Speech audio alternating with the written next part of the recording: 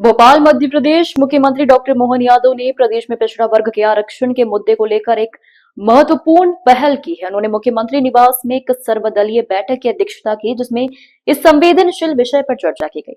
बैठक में भाजपा प्रदेश अध्यक्ष, कांग्रेस प्रदेश अध्यक्ष, नेता प्रतिपक्ष, आयोग के अध्यक्ष और अन्य राजनीतिक दलों के प्रतिनिधि शामिल हुए। इस दौरान सभी दलों ने अपनी अपनी राय रखी और इस मुद्दे के समाधान पर गहन विचार विमर्श किया।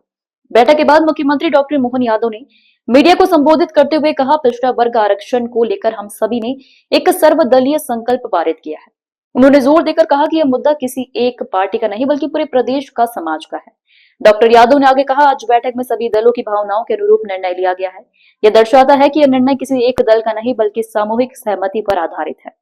इस सर्वसम्मत निर्णय का उद्देश्य पिछड़ा वर्ग के हितों की रक्षा करना और आरक्षण से संबंधित कानूनी व सामाजिक जटिलताओं को दूर करना है। इस कदम को मुख्यमंत्री की एक गंभीर पहल के रूप में देखा जा रहा है, जो राजनीतिक मतभेदों से ऊपर उठकर एक महत्वपूर्ण सामाजिक मुद्दे का समाधान खोजने का प्रयास है। यह देखना होगा कि संकल्प से प्रदेश में पिछड़ा वर्ग के लिए आरक्षण के मार्ग में आने वाली बाधाएं कितनी दूर होती है। सरकार द्वारा आज ये सर्वदलीय बैठक हमारी बुलाई गई थी, जिसमें भारतीय कम्युनिस्ट पार्टी, आप पार्टी, समाजवादी पार्टी, भारतीय इंडियन कांग्रेस, भारतीय जनता पार्टी,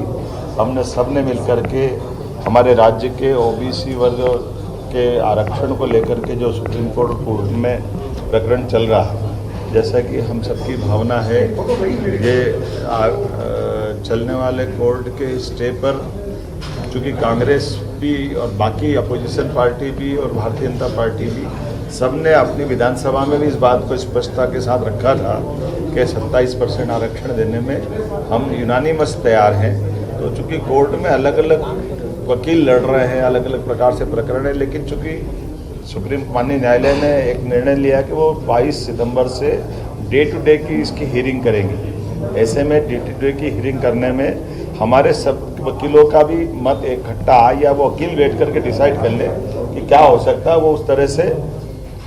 अपनी लाइन बनाए। हम सब मिलकर के हमारे जो विधानसभाओं के अंदर अलग अलग हमने सबने अपनी बात का समर्थन दिया था, उसी बात के लिए दोबारा आज हम सब बैठे भी हैं और एक सर्वदलीय संकल्प हमने भी पारित किया है, जिसके आधार पर ये ओबीसी आरक्षण देने के लिए एकजुटता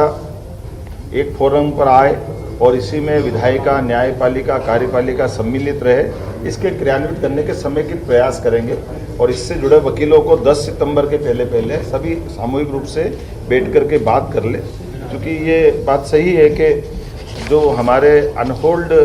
ये जो 14 और 13% के अभ्यर्थियों का प्रकरण चला है, तो 14% क्लियर हुए लेकिन 13% पेंडिंग है। अगर माननीय न्यायालय जल्दी से इसका निराकरण करेगी तो हम सब चाहते हैं कि जल्दी से जल्दी 13% जो बचे हुए विद्यार्थी हैं, जिनकी एज लिमिट से भी बाहर हो रहा है, उनको भी इसका लाभ मिल जाए, वो सब नौकरी में लगे। कुल मिलाकर के कई विभागों में जिनमें आरक्षण नहीं था वहाँ भर्ती भी करी है, लेकिन अभी जो एक भी बच्चा बचने नहीं पाया, ये सभी दलों की भावना है और सभी दलों की भावना के आधार पर हमने आज बैठकर निर्णय लिया।